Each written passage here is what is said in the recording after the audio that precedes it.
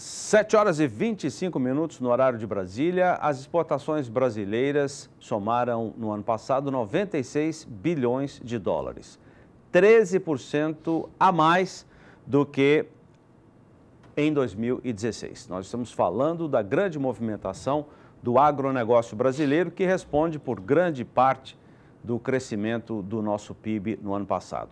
Sem o agronegócio, principalmente negociado no mercado internacional, a balança comercial brasileira, ou melhor, o PIB brasileiro poderia ser deficitário. Estou aqui com o João Pedro para falar desse assunto. Ô, João, mais números aqui para a gente começar a conversa. Em 20 anos, o Brasil exportou 1 bilhão, ou melhor, 1 trilhão 230 bilhões de dólares. O agronegócio, carro-chefe de tudo isso. Dedan, nesse setor nós somos extremamente competitivos, o Brasil é competitivo. O agronegócio enfrenta uma série de dificuldades, seja questão de juros, questão de custos, questão de infraestrutura, mas mesmo assim ele é superior a isso, ele consegue fazer. Esse mês de maio, nós estamos vendo agora uma exportação chegando a perto de 15 milhões de toneladas de soja num mês apenas. Mesmo com a dificuldade que o setor enfrenta, consegue cumprir isso aí. Os valores são cada vez mais importantes para a economia brasileira. Nós estamos falando em dólar, exportação, mas eu voltaria também à questão do mercado interno.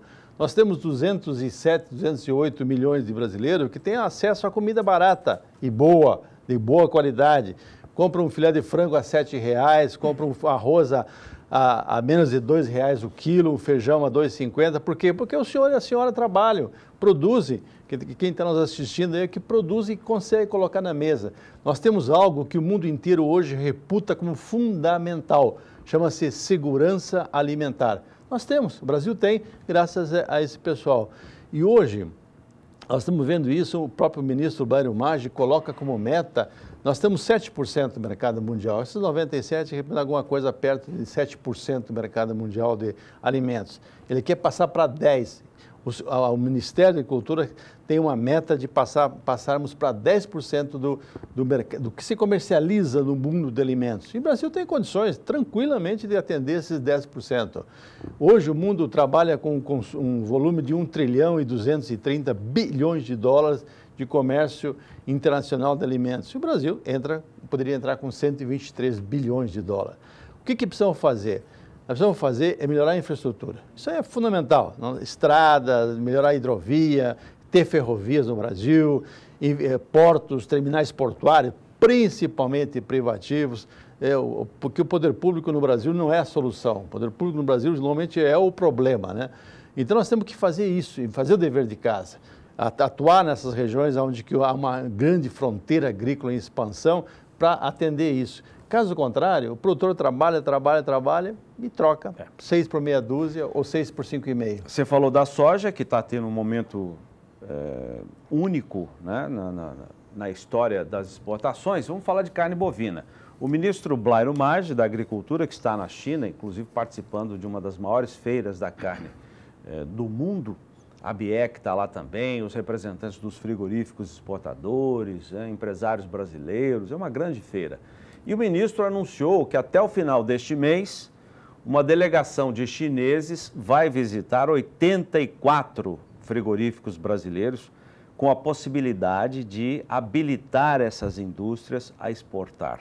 Hoje nós temos muito poucas indústrias habilitadas. Com esse aumento, se é que ele vai acontecer, nós deveremos ter uma alavancagem muito maior para a carne bovina. Esse aumento é esperado, por quê? Porque houve uma pré-habilitação. Os chineses pré-habilitaram, ou seja, eles vêm apenas referendar agora o que já está mais ou menos acertado. No caso de bovino, são 11 frigoríficos habilitados, pré-habilitados para exportarem para a China continental. Com os 16 que tem, dá 27. Ou seja, com 16 frigoríficos, a China já é o segundo maior importador de carne bovina nossa. Soma a China com Hong Kong, que é uma província independente chinesa, mais ou menos independente, nós estamos falando em mais de quase 50% das exportações de carne bovina para lá. O chinês precisa da carne bovina brasileira? Precisa. Ele compra do Uruguai e compra da Austrália em grande quantidade. E o Paraguai também está vendendo entrando no mercado. Porém, esses países eles não têm a capacidade que o Brasil tem de fornecer quantidade, Qualidade eles têm, lógico, é indiscutível, mas quantidade não. Nós temos que fazer. O que nós temos que fazer é o dever de casa.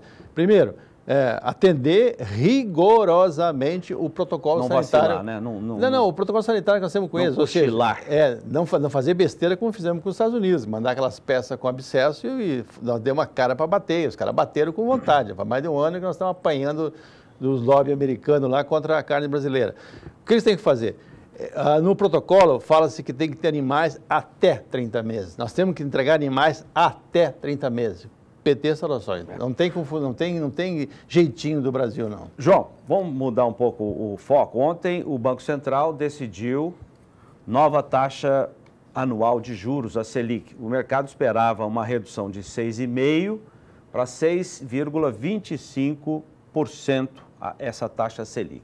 Mas manteve os 6,5%, alegando, todo mundo acredita, alegando problemas lá fora, que os juros dos Estados Unidos devem aumentar, com isso uma corrida de dólares para os Estados Unidos, para ganhar mais na capitalização, e em função disso, o Banco Central segurou em 6,5%, que já é a menor taxa de juros. O que você acha disso, João?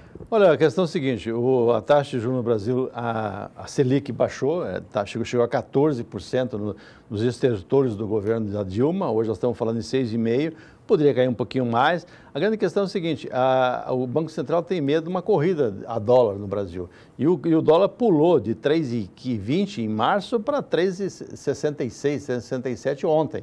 Ou seja, há um risco real de que haja uma corrida para dólar.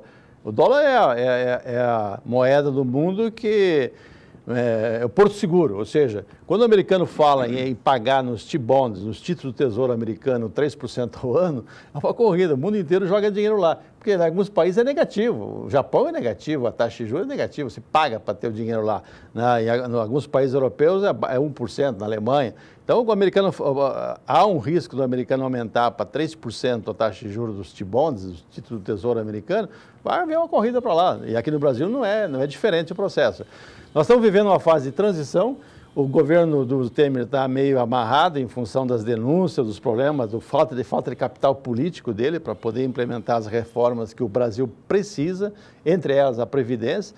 Nós estamos falando de uma Previdência que come 275 bilhões de reais, como comeu em 2017, e vai comer mais de 300 esse ano. Ou seja, isso provoca o quê? Provoca um endividamento do setor público, especialmente a União, que pega dinheiro para poder rolar esses juros que ela não tem recurso para pagar, porque ela tem um déficit fiscal, ou seja, tudo que ela arrecada, esses 35% do PIB que ela suga da sociedade brasileira, não dá para pagar as contas que ela tem, fica um saldo negativo, como deu ano passado, ao redor de 148 bilhões de reais, mais os juros, que os juros agora caíram um pouco em função da redução da Selic, porque grande parte dos títulos federais estão amarrados à remuneração via taxa Selic. Mesmo assim, essa questão fiscal do Brasil é extremamente grave.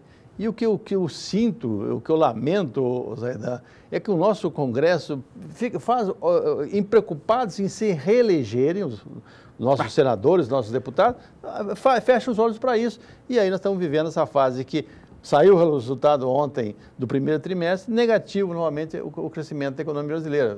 Volta a ficar negativo em função de que há uma insegurança no ar. Ou seja, ninguém sabe quem vai ser o próximo presidente, se vai ser um outro maluco o maluco com farda ou sem farda, não sei o que vai acontecer, e isso o país paga caro por isso. E todo mundo continua com o olho fechado também para a altíssima taxa de juros aplicada pelos bancos para crédito, para cheque especial, e, enfim, mais de 350%. João? Se fosse o país sério, está na cadeia essa turma, não é um país muito sério, então os caras estão deitando e rolando em cima do senhor e da senhora, em cima de todos nós.